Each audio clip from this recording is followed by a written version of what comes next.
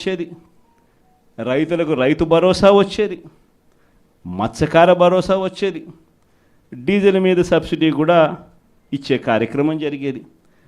June మాసం వచ్చేసరికి జగనే ఉంటే అమ్మఒడి పథకం కూడా పడి ఉండేది. జూలై మాసం వచ్చేసరికి వైఎస్ఆర్సీపీ ప్రభుత్వమే ఉంటే వాహనమిత్ర పథకం పడి ఉండేది, కాపు నేస్తం వచ్చుండేది, చిరు వ్యాపారులకు జగనన్న తోడు పథకం కూడా పడి ఉండేది. ఆగస్టు మాసం వచ్చేసరికి వైఎస్ఆర్సీపీ ప్రభుత్వమే ఉంటే జగనన్న విద్యాదీవెన వచ్చి ఉండేది, నేతన్న నేస్తం డబ్బులు పడి ఉండేటివి. మళ్ళీ సెప్టెంబర్ మాసం వచ్చేసరికి వైఎస్ఆర్ చేయూత డబ్బులు కూడా అక్క చెల్లెమ్మల ముఖంలో సంతోషం కనిపించే విధంగా కలకలలాడుతూ కనిపించేది. అక్టోబర్లోకి వచ్చేసరికి వైఎస్ఆర్ రైతు భరోసా 2వ విడత పడి ఉండేది. నవంబర్లోకి వచ్చేసరికి జగనన్న విద్యాదీవెన రైతులకు 0 వడ్డీ కింద జమ అయి ఉండేది. డిసెంబర్లోకి వచ్చేసరికి ఈబీసీ నేస్తం పడి ఉండేది, లా నేస్తం వచ్చి ఉండేది. పిల్లలందరికీ 8వ తరగతి చదువుతా ఉన్న పిల్లలందరి చేతుల్లో ట్యాబులు కూడా కనిపించుండేటివి. జనవరికి వచ్చేసరికి రైతులకు మళ్ళీ చివరి దఫా రైతు భరోసా సొమ్ముబడి ఉండేది, చిరు వ్యాపారాలకు జగనన్న తోడు అందుండేది. సంక్రాంతి సమయానికల్లా అక్క చెల్లెమ్మలకు ఆసరా కూడా పడి ఉండేది. ఇవన్నీ నేను ఎందుకు చెప్తా ఉన్నానంటే, ఫిబ్రవరిలోకి వచ్చేసరికి విద్యాదీవెన, జగనన్న చేదోడు, ఒకే ఒక చేంజ్. ఇది 5 సంవత్సరాలు మనం ప్రతి సంవత్సరం ప్రతి నెల ఈ మాదిరిగానే షెడ్యూల్ ఇచ్చి ఈ మాదిరిగానే చేసి చూపించడం. మారిందల్లా కేవలం ముఖ్యమంత్రి ఒకటే. ఈరోజు మరి ఎందుకు జరగడంలా ఈ చర్చ ప్రతి ఇంట్లో కూడా ఇప్పటికే స్టార్ట్ అయింది. ఈరోజు ఏ ఎంపీటీసీ అయినా, ఏ జెడ్పీటీసీ అయినా, ఏ రాజకీయ నాయకుడైనా కూడా చిన్న స్థాయి నుంచి, సర్పంచ్ స్థాయి నుంచి, ఎమ్మెల్యేగా ఓడిపోయిన స్థాయి నుంచి ఏ నాయకుడైనా కూడా, వైఎస్ఆర్సీపీకి సంబంధించిన ఏ నాయకుడైనా గర్వంగా తలెత్తుకుని ఏ ఇంటికైనా పోగలుగుతాడు. గర్వంగా తలెత్తుకుని ఏ ఇంటికైనా పోగలుగుతాడు. కారణం ఏమిటనంటే, మనం ఏదైతే చెప్పామో అది చేసి చూపించడం. వీళ్ళ మాదిరి మోసం చేయాల, వీళ్ళ మాదిరి అబద్ధాలు చెప్పాల, వీళ్ళ మాదిరి అధికారం కోసం ఏ గడ్డైనా కూడా తినేదానికి సిద్ధంగా మనం లేము అని చెప్పి సంకేతం ఇచ్చడం. వైఎస్ఆర్సీపీ కార్యకర్తగా కాలర్ ఎగిరేసుకొని ప్రతి ఇంటికి వెళ్ళే ధైర్యం ఒక వైఎస్ఆర్సీపీ కార్యకర్తకు మాత్రమే ఉంది. ఇదే 8 నెలలు అయిపోయింది. తెలుగుదేశం పార్టీ కార్యకర్తలు ఏ ఇంటికి కూడా పోలేని పరిస్థితి, ఏ ఇంటికి వాళ్ళు వెళ్ళే పరిస్థితి, ఏ ధైర్యము వాళ్ళకు లేదు. ఎందుకనంటే ఏ ఇంటికి వాళ్ళు వెళ్ళినా కూడా ఇంత చిన్న పిల్లోడి దగ్గర నుంచి ఇంత పెద్ద వయసులో ఉన్న వాళ్ళు సైతం ప్రతి ఒక్కరూ కూడా ప్రశ్నిస్తారు చంద్రబాబు నాయుడు గారి కార్యకర్తలను. మా 15,000 ఏమైందని చెప్పి చిన్నపిల్లలు అంటారు, మా 18,000 ఏమైందని చెప్పి ఆ తల్లులు అంటారు, మా 48,000 ఏమైందని చెప్పి ఆ అత్తలు పెద్దమ్మలు అంటారు, మా 20,000 ఏమైందని రైతులంతా ఉన్నారు, మా 36,000 ఏమైందని పిల్లలు అంటూ ఉన్నారు. ఏ ఒక్కరూ కూడా ప్రశ్నించేదానికి రెడీగా ఉన్న పరిస్థితిలో వీళ్ళు పోలేని పరిస్థితిలో కనిపిస్తూ ఉంది. ఒకవైపున ఇవన్నీ కనిపిస్తూ ఉన్నాయి, రెండో వైపున ఏం కనిపిస్తూ ఉందో, బాధుడే బాధుడు. బహుశా ఎప్పుడూ ఎవరికి ధైర్యం కూడా చేయలేరేమో. 6 నెలలు కూడా తిరక్క మునిపే ఏకంగా 15,000 కోట్ల రూపాయలు కరెంటు ఛార్జీల బాధుడే బాధుడు అనే కార్యక్రమం ఒక చంద్రబాబు నాయుడు గారు మాత్రమే చేయగలుగుతారేమో. బహుశా ఇంకెవరు చేసేదానికి ధైర్యం కూడా సరిపోతేమో. కానీ ఈరోజు చూస్తే కరెంటు బిల్లులు చూస్తే బాధుడే బాధుడు కార్యక్రమం కనిపిస్తూ ఉంది. కరెంటు బిల్లులు ఒక్కటే కాదు, ఇలా ఏది చూసినా కూడా గ్రామీణ రోడ్లలో ఇక రాబోయే రోజుల్లో టోల్ అంట. అంటే గ్రామీణ రోడ్లలో వెహికల్స్ ప్రయాణం చేస్తూ ఉంటే నేషనల్ హైవేల మీద టోల్ కట్టే పరిస్థితి చూసినాం. ఇప్పుడు గ్రామీణ రోడ్లలో కూడా టోల్ వసూలు చేసే కార్యక్రమాలకు చంద్రబాబు నాయుడు శ్రీకారం చుడతా ఉన్నాడు. ఇంతటితో అయిపోలే, సబ్ రిజిస్టర్ ఆఫీసుకు పోతే రిజిస్ట్రేషన్ ఫీజులు పెంచే కార్యక్రమంతో మొదలు పెడితే మొట్టమొదటిసారిగా రిజిస్ట్రేషన్ ఫీజులే కాదు, రిజిస్ట్రేషన్ ఫీజులు స్థలాల మీదనే కాదు, రిజిస్ట్రేషన్ ఫీజులు ఆ స్థలాల్లో ఉన్న ఆ ఇళ్ళ మీద కూడా. మామూలుగా ఇంటి విలువ ఒక 20 ఏళ్ళు స్థలంలో ఒక ఇల్లు ఉంటాయి, 20 ఏళ్ళ తర్వాత ఆ ఇంటి విలువ ఎంత అంటే 0. ఎందుకనంటే ఆ ఇంటికి ఏం విలువ ఉంటుంది, 20 ఏళ్ళ ఇల్లు 15 ఏళ్ళ ఇల్లు అని అంటే. కానీ అట్ట కాదు, ఆ ఇల్లు ఉంటే చాలు, ఆ ఇంటికి కూడా మొట్టమొదటిసారిగా రేట్లు వాటికి కూడా పెంచి సబ్ రిజిస్టర్ ఆఫీస్లో ఇప్పుడు విలువ కట్టే కార్యక్రమాలు చేస్తూ ఉన్నారు.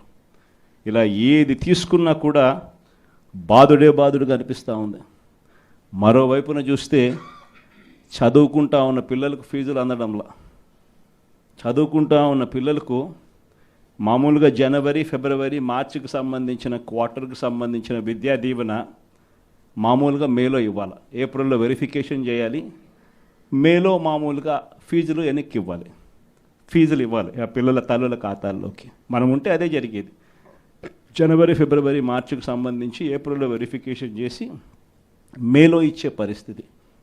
కానీ మొట్టమొదటిసారిగా ఎవ్రీ క్వార్టర్ అంటే ప్రతి 3 నెలలకు ఒకసారి మన హయాంలో చదివించే తల్లిదండ్రుల ముఖంలో చిరునవ్వు చూస్తూ, ఏ పిల్లాడి చదువు కూడా ఆగిపోకుండా అడుగులు వేస్తూ ప్రతి 3 నెలలకు ఒకసారి మనం ఫీజులు ఇస్తూ ఉన్న కార్యక్రమం విద్యా దీవెన, వసతి దీవెన కింద మనం ఇస్తూ ఉంటే, ఈరోజు మొట్టమొదటిసారిగా జనవరి, ఫిబ్రవరి, మార్చి బాయ్, ఏప్రిల్, మే, జూన్ బాయ్, జూలై, ఆగస్ట్, సెప్టెంబర్ బాయ్, అక్టోబర్, నవంబర్, డిసెంబర్ బాయ్, మొత్తం 4 క్వార్టర్స్కి సంబంధించిన ఫీజులు 700 కోట్లు ఇంటూ 4 అంటే 2800 కోట్లు డ్యూ.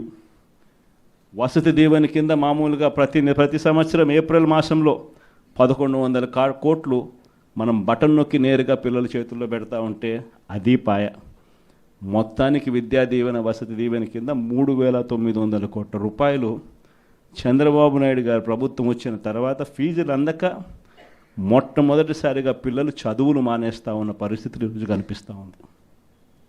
మొట్టమొదటిసారిగా ఆరోగ్యశ్రీ పరిస్థితి, నెలకు 300 కోట్ల రూపాయలు ఆరోగ్యశ్రీకి వైఎస్ఆర్సీపీ హయాంలో అమలు చేస్తూ ఏకంగా 1000 ప్రొసీజర్లు ఉన్నదాన్ని 3300 ప్రొసీజర్లకు తీసుకొని పోయి ఏకంగా 25 లక్షల దాకా ప్రతి పేదవాడికి ఉచితంగా వైద్యం అందించే కార్యక్రమానికి శ్రీకారం చుట్టి గొప్పగా ఆరోగ్యశ్రీ పథకాన్ని మనం అమలు చేస్తే, ఆరోగ్యశ్రీయే కాకుండా ఆరోగ్య ఆసరా కూడా ఇస్తూ అమలు మనము చేస్తే, ఈరోజు ఆరోగ్యశ్రీకి సంబంధించి ఇప్పటికే చంద్రబాబు నాయుడు గారు ప్రభుత్వం వచ్చిన తర్వాత ఇప్పటికే ఈ 8 నెలల కాలంలోనే ఏకంగా మార్చి నుంచి తీసుకుంటే ఏకంగా 3000 కోట్ల రూపాయలు బకాయిలు ఆరోగ్యశ్రీ. ఏ పేదవాడు హాస్పిటల్కు పోలేని పరిస్థితి, ఏ పేదవాడు హాస్పిటల్కి వెళ్ళినా కూడా నెట్వర్క్ హాస్పిటల్స్లో ఈరోజు ఫ్రీగా పేదవాడికి వైద్యం చేసే పరిస్థితి ఎక్కడా లేదు. ఈరోజు వైద్య రంగానికి సంబంధించిన పరిస్థితి ఇది.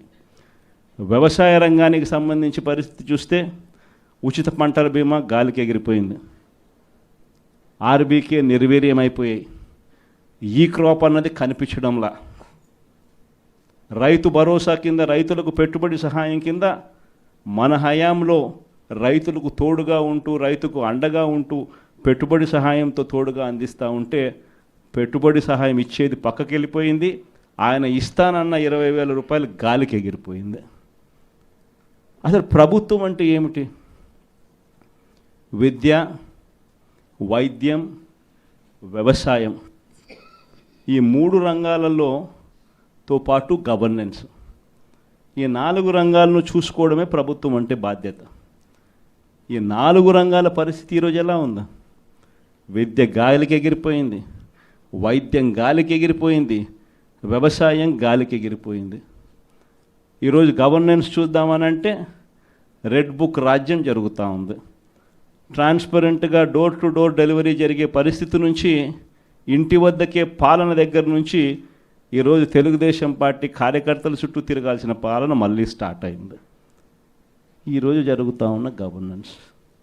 మరి ఇలాంటి నేపథ్యంలో మనం అంతా కలుస్తూ ఉన్నాం.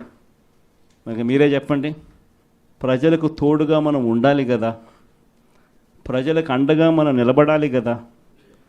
ప్రజలకు తోడుగా నిలబడగలిగినప్పుడే వాళ్ళ మీద ఉన్న వ్యతిరేకత మన మీద, మన నాయకుల మీద సింపతి కింద కన్వర్ట్ అవుతుంది. ఈ సంక్రాంతి కల్లా పార్టీ నిర్మాణం, జిల్లా కమిటీలు, నియోజకవర్గ కమిటీలు, మండల కమిటీలు, ఇవన్నీ మీరు సంక్రాంతి కల్లా మీరు అన్నీ కూడా పూర్తి చేసే కార్యక్రమాలు చేయండి. దాని తర్వాత జనవరి, ఫిబ్రవరి నుంచి, జనవరి చివరిలో కానీ ఫిబ్రవరి మొదటి వారం నుంచి కానీ నా ప్రోగ్రాములు కూడా స్టార్ట్ అవుతాయి. నేను కూడా జిల్లాలకు వస్తాను, నేను కూడా జిల్లాల్లోనే నిద్ర చేస్తాను. ప్రతిరోజు ఒక 2 నియోజకవర్గాలు చొప్పున కార్యకర్తలందరితో కూడా మమేకమయ్యే కార్యక్రమం చేసే కార్యక్రమానికి శ్రీకారం చుడతాను. నా ప్రోగ్రాంలో ఒకసారి స్టార్ట్ అయిన తర్వాత మండల స్థాయి నుంచి గ్రామ స్థాయి దాకా పార్టీ బలోపేతం చేసే విధంగా చర్యలు తీసుకునే కార్యక్రమానికి మనం శ్రీకారం చుడతాం. విలేజ్ కమిటీసు, బూత్ కమిటీసు, వీటిని సంబంధించి ఎలా వీటిని అన్నిటినీ కూడా బలోపేతం చేయాలి, వీటిని అన్నిటినీ ఆర్గనైజ్డ్ పద్ధతిలోకి ఎలా తీసుకుని రావాలి. సోషల్ మీడియా అన్నది ఒక బలమైన ఆయుధంగా కూడా మనం ఎలా ఉపయోగించుకోవాలి అన్నది కూడా చెప్పేటివన్నీ కూడా నేను ఎప్పుడైతే జిల్లాలకు వస్తానో అప్పుడు నా కార్యక్రమంలో ఇవన్నీ కూడా మీరు నేను అందరం కలిసికట్టుగా డిస్కస్ చేసి ఇవి గ్రామ స్థాయిలోకి పర్కులేట్ అయ్యేట్టుగా మీరు నేను అందరం కలిసి అడుగులు వేస్తాం. ఎందుకనంటే ఈరోజు మనం యుద్ధం చేసేది ఒక చంద్రబాబుతో కాదు, ఒక ఈనాడు, ఒక ఆంధ్రజ్యోతి, ఒక TV5 ఇలాంటి ఒక చెడిపోయిన ఒక సామ్రాజ్యంతో యుద్ధం చేస్తూ ఉన్నాం. వీళ్ళని ఎదుర్కోవాలి అంటే, ఆ మీడియా సామ్రాజ్యాన్ని మనం ఎదుర్కోవాలి అంటే మనకున్న ఏకైక అస్త్రం మన చేతుల్లో సెల్ ఫోన్. ప్రతి ఒక్కళ్ళం మనలో మన దగ్గర నుంచి మొదలెడితే గ్రామ స్థాయిలో ఉన్న ప్రతి విలేజ్ కమిటీ మెంబర్ దగ్గర నుంచి బూత్ కమిటీ మెంబర్ దాకా ప్రతి ఒక్కరికి కూడా వాళ్ళ ఫోన్ అనేది ఒక ఆయుధం కావాలి. మీకు గుర్తుందో లేదో, పెన్షన్ మన హయాంలో ఎన్నికల నోటిఫికేషన్ ఇచ్చే టయానికల్లా మన హయాంలో పెన్షన్లు దాదాపుగా 66,34,742 ఉంటే ఎన్నికల నోటిఫికేషన్ వచ్చే టయానికి ఈరోజు చంద్రబాబు నాయుడు గారు వచ్చే టయానికల్లా డిసెంబర్ నాటికల్లా పెన్షన్లు చూస్తే 62,81,000 తగ్గిపోయినాయి. అంటే 3,53,000 పెన్షన్లు ఇప్పటికీ కటింగ్. ఇది కాక ఇంకా వికలాంగుల మీద చంద్రబాబు నాయుడు మళ్ళీ ఒక కమిటీ వేసి ఇంటింటికి వికలాంగులు ఎలా ఉన్నారు అని చెప్పి ఇంటికి పంపించి వాళ్ళ పెన్షన్ ఎలా కట్టింగ్ చేయాలని చెప్పి అప్పుడే స్టార్ట్ చేసినాడు. అంటే ఈయన ఉద్దేశం ఈ మార్చి కల్లా ఇంకొక 3 లక్షల పెన్షన్ తగ్గించాలని. సో లెఫ్ట్ రైట్ సెంటర్లు పెన్షన్ తగ్గిస్తూ ఉన్నారు.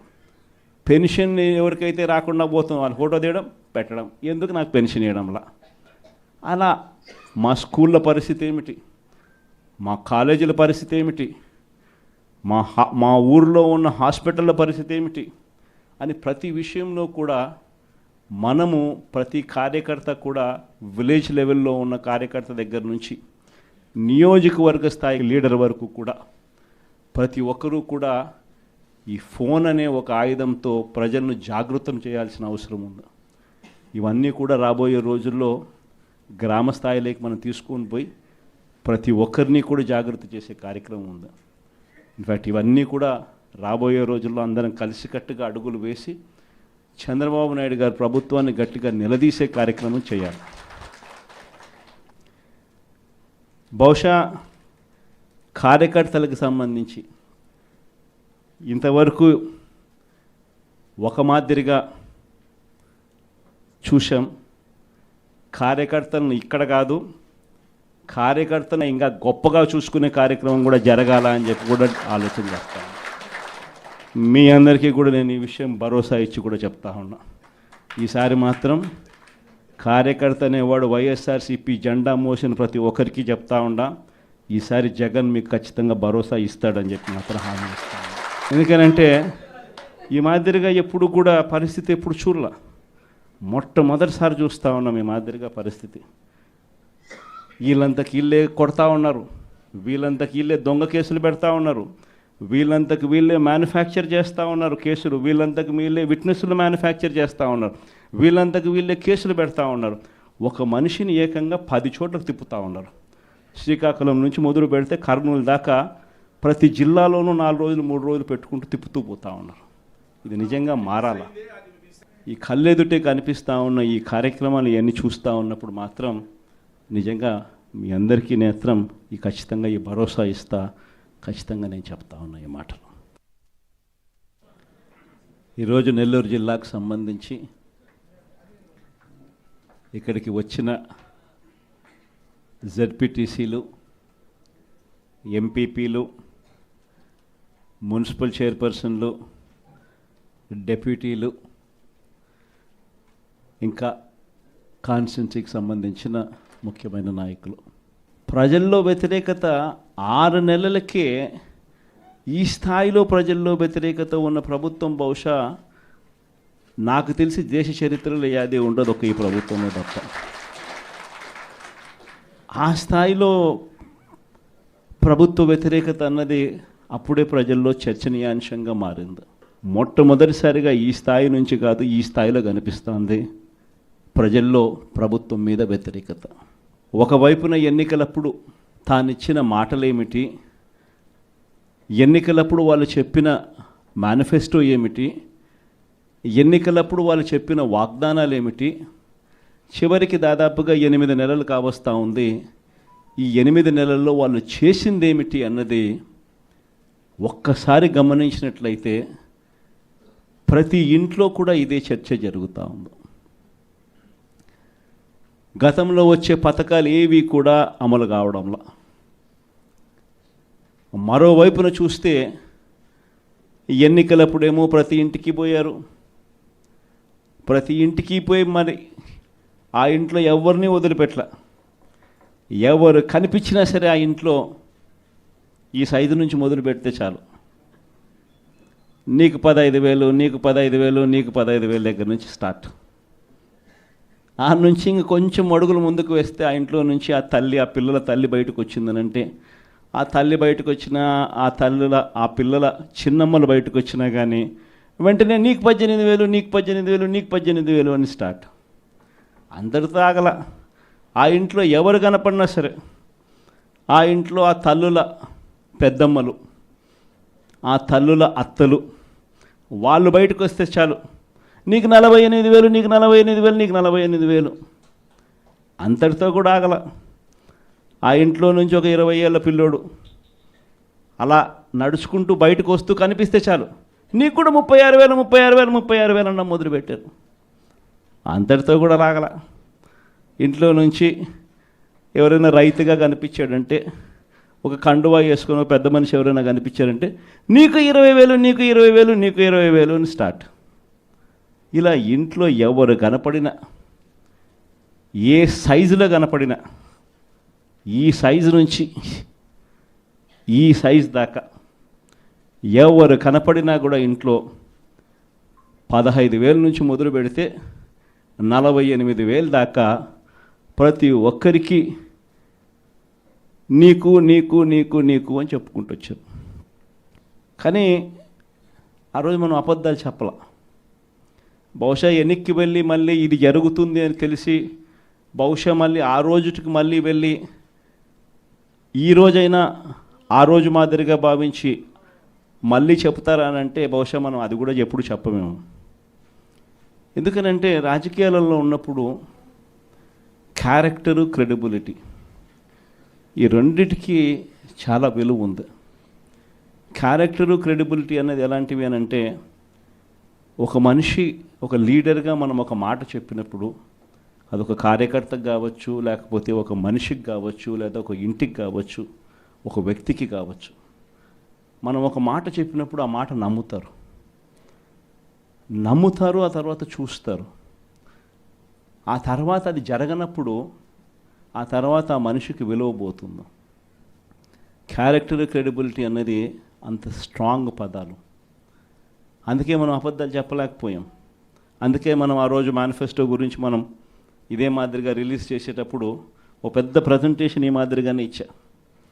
ఇది మన పథకాలు, ఇవి మనం చేస్తూ ఉన్న పథకాలు, దేశంలో కాదు రాష్ట్రంలో ఎప్పుడు చూడని విధంగా మొట్టమొదటిసారిగా ఒక మేనిఫెస్టో అన్నది ఒకటి చెప్పి, మనం రాకమునుపు చరిత్రలో ఎప్పుడు జరగల. మనం రాకమునుపు ఏ రాజకీయ నాయకుడైనా కూడా మేనిఫెస్టో అంటే ఎన్నికలప్పుడు ఇంతలా పుస్తకం చెప్పేవాళ్ళు, ఎన్నికలు అయిపోయిన తర్వాత దాన్ని చెత్తపుట్టలో పడేసేవాళ్ళు. మొట్టమొదటిసారిగా ఎన్నికలలో మేనిఫెస్టో అన్న పదానికి అర్థం చెప్పింది ఎప్పుడైనా జరిగింది అని అంటే అది ఒక్క వైఎస్ఆర్సీపీ ప్రభుత్వంలో మాత్రమే అని గర్వంగా చెప్పగలిగారు.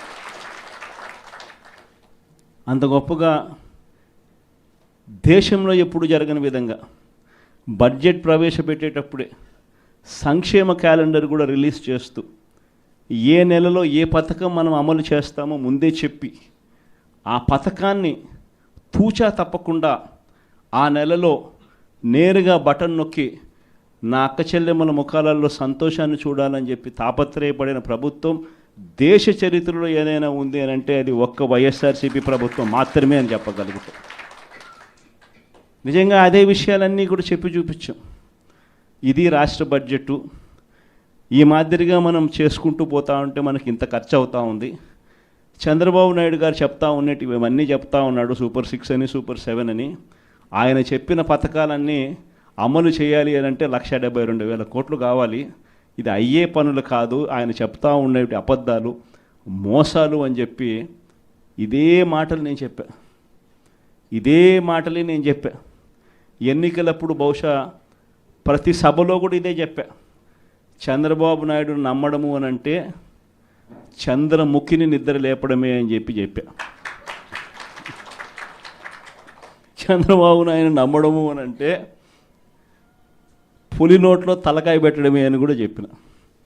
ఈరోజు ఆ రోజు నేను అన్న మాటలు, ఆ రోజు సభల్లో నేను అన్న మాటలు ఈరోజు ప్లే చేసి చూస్తే, ఈరోజు ఆ వీడియో క్లిప్పింగ్లన్నీ మళ్ళీ వింటే జగన్ ఎంత కరెక్ట్గా చెప్పినాడబ్బా అని చెప్పి ఈరోజు ఎవరైనా అనుకునే పరిస్థితి. ఈరోజు ప్రతి ఇంట్లో పరిస్థితి ఏమిటి అని అంటే, ఇంతకుముందు మనం పథకాలన్నీ ఇచ్చేటివన్నీ ఇస్తూ ఉంటాం.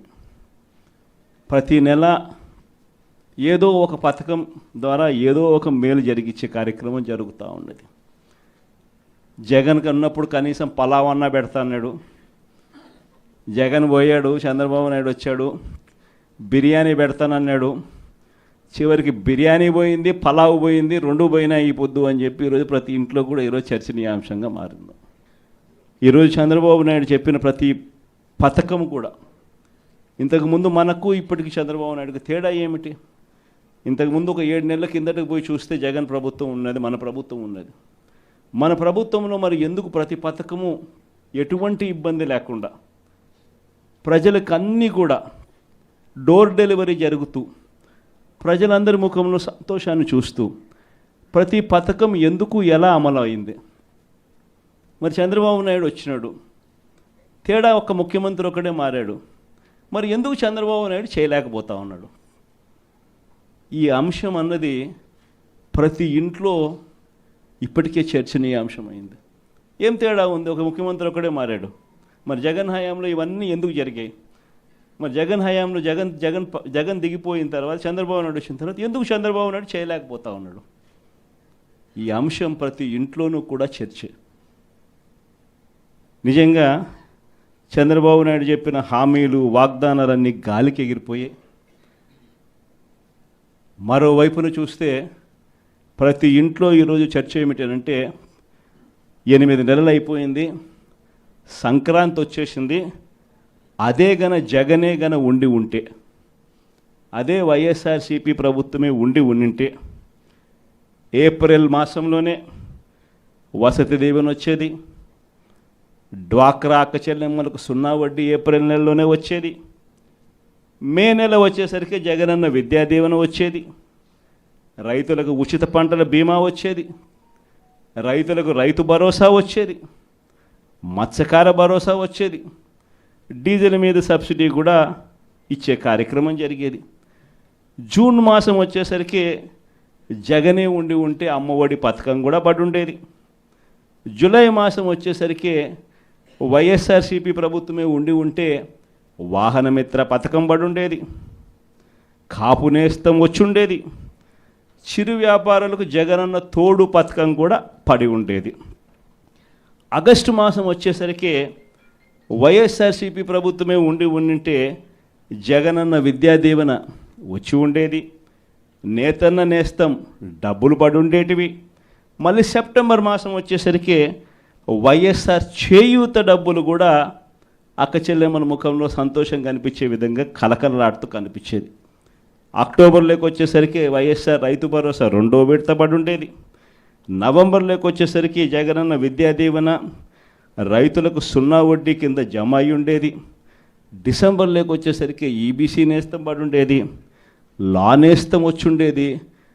పిల్లలందరికీ 8వ తరగతి చదువుతా ఉన్న పిల్లలందరి చేతుల్లో ట్యాబులు కూడా కనిపించుండేటివి.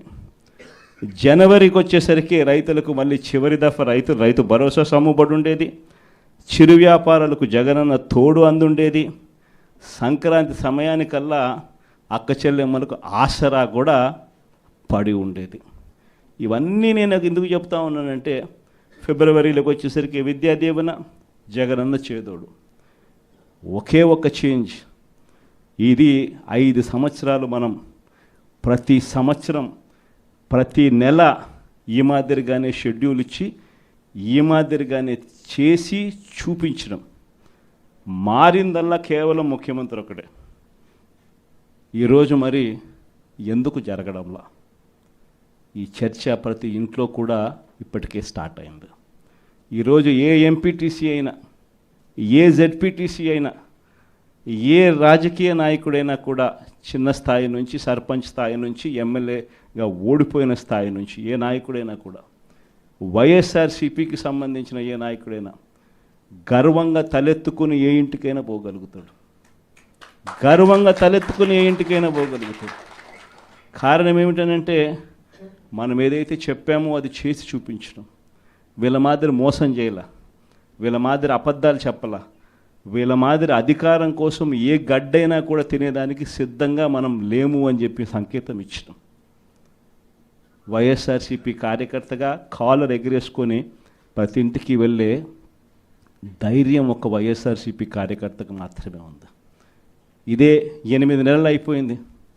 తెలుగుదేశం పార్టీ కార్యకర్తలు ఏ ఇంటికి కూడా పోలేని పరిస్థితి, ఏ ఇంటికి వాళ్ళు వెళ్ళే పరిస్థితి, ఏ ధైర్యము వాళ్ళకు లేదు. ఎందుకనంటే ఏ ఇంటికి వాళ్ళు వెళ్ళినా కూడా ఇంత చిన్న పిల్లోడి దగ్గర నుంచి ఇంత పెద్ద వయసులో ఉన్న వాళ్ళు సైతం ప్రతి ఒక్కరూ కూడా ప్రశ్నిస్తారు చంద్రబాబు నాయుడు గారి కార్యకర్తలను. మా 15,000 ఏమైందని చెప్పి చిన్నపిల్లలు అంటారు, మా 18,000 ఏమైందని చెప్పి ఆ తల్లులు అంటారు, మా 48,000 ఏమైందని చెప్పి ఆ అత్తలు పెద్దమ్మలు అంటారు, మా 20,000 ఏమైందని రైతులంతా ఉన్నారు, మా 36,000 ఏమైందని పిల్లలు అంటూ ఉన్నారు. ఏ ఒక్కరూ కూడా ప్రశ్నించేదానికి రెడీగా ఉన్న పరిస్థితిలో వీళ్ళు పోలేని పరిస్థితిలో కనిపిస్తూ ఉంది. ఒకవైపున ఇవన్నీ కనిపిస్తూ ఉన్నాయి, రెండో వైపున ఏం కనిపిస్తూ ఉందో బాధుడే బాధుడు. బహుశా ఎప్పుడూ ఎవరికి ధైర్యం కూడా చేయలేరేమో. 6 నెలలు కూడా తిరక్క మునిపే ఏకంగా 15,000 కోట్ల రూపాయలు కరెంటు ఛార్జీల బాధుడే బాధుడు అనే కార్యక్రమం ఒక చంద్రబాబు నాయుడు గారు మాత్రమే చేయగలుగుతారేమో. బహుశా ఇంకెవరు చేసేదానికి ధైర్యం కూడా సరిపోతేమో. కానీ ఈరోజు చూస్తే కరెంటు బిల్లులు చూస్తే బాధుడే బాధుడు కార్యక్రమం కనిపిస్తూ ఉంది. కరెంటు బిల్లులు ఒక్కటే కాదు, ఇలా ఏది చూసినా కూడా గ్రామీణ రోడ్లలో ఇక రాబోయే రోజుల్లో టోల్ అంట. అంటే గ్రామీణ రోడ్లలో వెహికల్స్ ప్రయాణం చేస్తూ ఉంటే నేషనల్ హైవేల మీద టోల్ కట్టే పరిస్థితి చూసినాం. ఇప్పుడు గ్రామీణ రోడ్లలో కూడా టోల్ వసూలు చేసే కార్యక్రమాలకు చంద్రబాబు నాయుడు శ్రీకారం చుడతా ఉన్నాడు. ఇంతటితో అయిపోలే. సబ్ రిజిస్టర్ ఆఫీసుకు పోతే రిజిస్ట్రేషన్ ఫీజులు పెంచే కార్యక్రమంతో మొదలు పెడితే మొట్టమొదటిసారిగా రిజిస్ట్రేషన్ ఫీజులే కాదు, రిజిస్ట్రేషన్ ఫీజులు స్థలాల మీదనే కాదు, రిజిస్ట్రేషన్ ఫీజులు ఆ స్థలాల్లో ఉన్న ఆ ఇళ్ళ మీద కూడా, మామూలుగా ఇంటి విలువ ఒక 20 ఏళ్ళు స్థలంలో ఒక ఇల్లు ఉంటాయి, 20 ఏళ్ళ తర్వాత ఆ ఇంటి విలువ ఎంత అంటే 0. ఎందుకనంటే ఆ ఇంటికి ఏం విలువ ఉంటుంది 20 ఏళ్ళ ఇల్లు 15 ఏళ్ళ ఇల్లు అని అంటే. కానీ అట్ట కాదు, ఆ ఇల్లు ఉంటే చాలు, ఆ ఇంటికి కూడా మొట్టమొదటిసారిగా రేట్లు వాటికి కూడా పెంచి సబ్ రిజిస్టర్ ఆఫీస్లో ఇప్పుడు విలువ కట్టే కార్యక్రమాలు చేస్తూ ఉన్నారు. ఇలా ఏది తీసుకున్నా కూడా బాధుడుగా అనిపిస్తూ ఉంది. మరోవైపున చూస్తే చదువుకుంటా ఉన్న పిల్లలకు ఫీజులు అందడంలా, చదువుకుంటా ఉన్న పిల్లలకు మామూలుగా జనవరి, ఫిబ్రవరి, మార్చికి సంబంధించిన క్వార్టర్కి సంబంధించిన విద్యా దీవెన మామూలుగా మేలో ఇవ్వాలి, ఏప్రిల్లో వెరిఫికేషన్ చేయాలి, మేలో మామూలుగా ఫీజులు వెనక్కి ఇవ్వాలి, ఫీజులు ఇవ్వాలి ఆ పిల్లల తల్లుల ఖాతాల్లోకి. మనం ఉంటే అదే జరిగేది. జనవరి, ఫిబ్రవరి, మార్చికి సంబంధించి ఏప్రిల్లో వెరిఫికేషన్ చేసి మేలో ఇచ్చే పరిస్థితి. కానీ మొట్టమొదటిసారిగా ఎవ్రీ క్వార్టర్, అంటే ప్రతి 3 నెలలకు ఒకసారి మన హయాంలో చదివించే తల్లిదండ్రుల ముఖంలో చిరునవ్వు చూస్తూ, ఏ పిల్లాడి చదువు కూడా ఆగిపోకుండా అడుగులు వేస్తూ ప్రతి 3 నెలలకు ఒకసారి మనం ఫీజులు ఇస్తూ ఉన్న కార్యక్రమం విద్యా దీవెన, వసతి దీవెన కింద మనం ఇస్తూ ఉంటే, ఈరోజు మొట్టమొదటిసారిగా జనవరి, ఫిబ్రవరి, మార్చి బాయ్, ఏప్రిల్, మే, జూన్ బాయ్, జూలై, ఆగస్ట్, సెప్టెంబర్ బాయ్, అక్టోబర్, నవంబర్, డిసెంబర్ బాయ్, మొత్తం 4 క్వార్టర్స్కి సంబంధించిన ఫీజులు 700 కోట్లు ఇంటూ 4 అంటే 2800 కోట్లు డ్యూ. వసతి దీవెన కింద మామూలుగా ప్రతి సంవత్సరం ఏప్రిల్ మాసంలో 1100 కోట్లు మనం బటన్ నొక్కి నేరుగా పిల్లల చేతుల్లో పెడతా ఉంటే అది పాయ. మొత్తానికి విద్యా దీవెన, వసతి దీవెన కింద 3900 కోట్ల రూపాయలు చంద్రబాబు నాయుడు గారు ప్రభుత్వం వచ్చిన తర్వాత ఫీజులు అందక మొట్టమొదటిసారిగా పిల్లలు చదువులు మానేస్తూ ఉన్న పరిస్థితులు ఈరోజు కనిపిస్తూ ఉంది. మొట్టమొదటిసారిగా ఆరోగ్యశ్రీ పరిస్థితి, నెలకు 300 కోట్ల రూపాయలు ఆరోగ్యశ్రీకి వైఎస్ఆర్సీపీ హయాంలో అమలు చేస్తూ ఏకంగా 1000 ప్రొసీజర్లు ఉన్నదాన్ని 3300 ప్రొసీజర్లకు తీసుకొని పోయి ఏకంగా 25 లక్షల దాకా ప్రతి పేదవాడికి ఉచితంగా వైద్యం అందించే కార్యక్రమానికి శ్రీకారం చుట్టి గొప్పగా ఆరోగ్యశ్రీ పథకాన్ని మనం అమలు చేస్తే, ఆరోగ్యశ్రీయే కాకుండా ఆరోగ్య ఆసరా కూడా ఇస్తూ మనము చేస్తే, ఈరోజు ఆరోగ్యశ్రీకి సంబంధించి ఇప్పటికే చంద్రబాబు నాయుడు గారు ప్రభుత్వం వచ్చిన తర్వాత ఇప్పటికే ఈ 8 నెలల కాలంలోనే ఏకంగా మార్చి నుంచి తీసుకుంటే ఏకంగా 3000 కోట్ల రూపాయలు బకాయిలు ఆరోగ్యశ్రీ.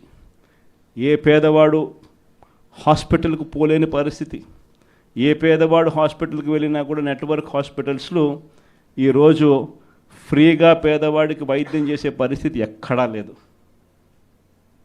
ఈరోజు వైద్య రంగానికి సంబంధించిన పరిస్థితి ఇది. వ్యవసాయ రంగానికి సంబంధించి పరిస్థితి చూస్తే ఉచిత పంటల బీమా గాలికి ఎగిరిపోయింది, ఆర్బీకే నిర్వీర్యమైపోయాయి, ఈ క్రాప్ అన్నది కనిపించడంలా, రైతు భరోసా కింద రైతులకు పెట్టుబడి సహాయం కింద మన హయాంలో రైతులకు తోడుగా ఉంటూ, రైతుకు అండగా ఉంటూ పెట్టుబడి సహాయంతో తోడుగా అందిస్తూ ఉంటే పెట్టుబడి సహాయం ఇచ్చేది పక్కకి వెళ్ళిపోయింది, ఆయన ఇస్తానన్న 20,000 రూపాయలు గాలికి ఎగిరిపోయింది. అసలు ప్రభుత్వం అంటే ఏమిటి? విద్య, వైద్యం, వ్యవసాయం, ఈ 3 రంగాలతో పాటు గవర్నెన్స్, ఈ 4 రంగాలను చూసుకోవడమే ప్రభుత్వం అంటే బాధ్యత. ఈ 4 రంగాల పరిస్థితి ఈరోజు ఎలా ఉందా? విద్య గాలికి ఎగిరిపోయింది, వైద్యం గాలికి ఎగిరిపోయింది, వ్యవసాయం గాలికి ఎగిరిపోయింది. ఈరోజు గవర్నెన్స్ చూద్దామనంటే రెడ్ బుక్ రాజ్యం జరుగుతూ ఉంది.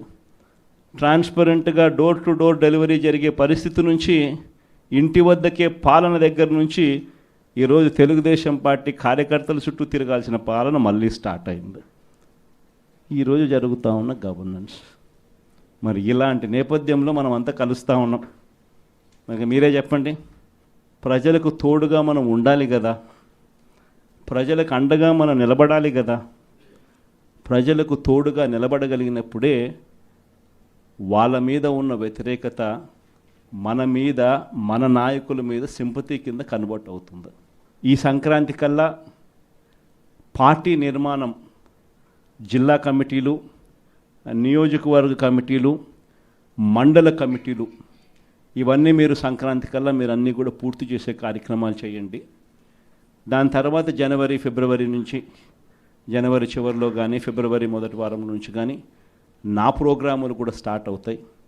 నేను కూడా జిల్లాలకు వస్తాను, నేను కూడా జిల్లాల్లోనే నిద్ర చేస్తాను. ప్రతిరోజు ఒక 2 నియోజకవర్గాలు చొప్పున కార్యకర్తలందరితో కూడా మమేకమయ్యే కార్యక్రమం చేసే కార్యక్రమానికి శ్రీకారం చుడతాను. నా ప్రోగ్రాంలో ఒకసారి స్టార్ట్ అయిన తర్వాత మండల స్థాయి నుంచి గ్రామ స్థాయి దాకా పార్టీ బలోపేతం చేసే విధంగా చర్యలు తీసుకునే కార్యక్రమానికి మనం శ్రీకారం చుడతాం.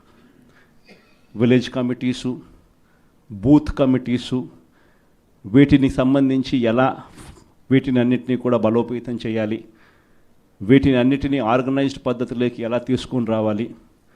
సోషల్ మీడియా అన్నది ఒక బలమైన ఆయుధంగా కూడా మనం ఎలా ఉపయోగించుకోవాలి అన్నది కూడా చెప్పేటివన్నీ కూడా నేను ఎప్పుడైతే జిల్లాలకు వస్తానో అప్పుడు నా కార్యక్రమంలో ఇవన్నీ కూడా మీరు నేను అందరం కలిసికట్టుగా డిస్కస్ చేసి ఇవి గ్రామ స్థాయిలోకి పర్కులేట్ అయ్యేట్టుగా మీరు నేను అందరం కలిసి అడుగులు వేస్తాం.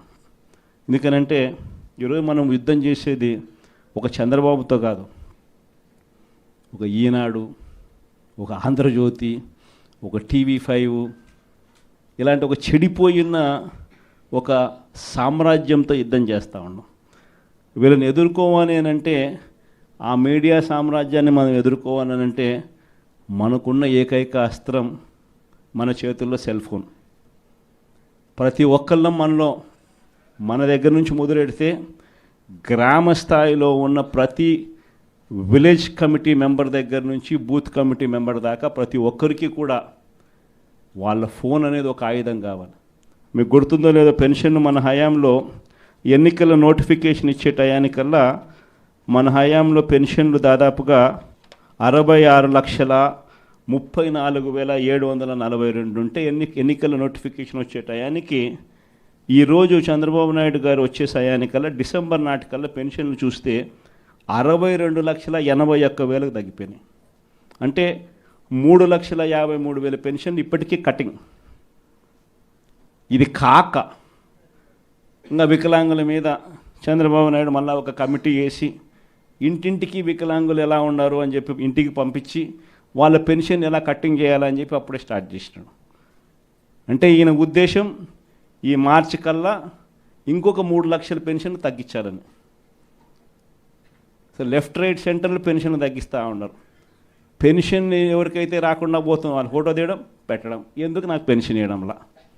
అలా మా స్కూళ్ళ పరిస్థితి ఏమిటి, మా కాలేజీల పరిస్థితి ఏమిటి, మా ఊరిలో ఉన్న హాస్పిటళ్ళ పరిస్థితి ఏమిటి అని ప్రతి విషయంలో కూడా మనము ప్రతి కార్యకర్త కూడా విలేజ్ లెవెల్లో ఉన్న కార్యకర్త దగ్గర నుంచి నియోజకవర్గ స్థాయి లీడర్ వరకు కూడా ప్రతి ఒక్కరూ కూడా ఈ ఫోన్ అనే ఒక ఆయుధంతో ప్రజలను జాగృతం చేయాల్సిన అవసరం ఉంది.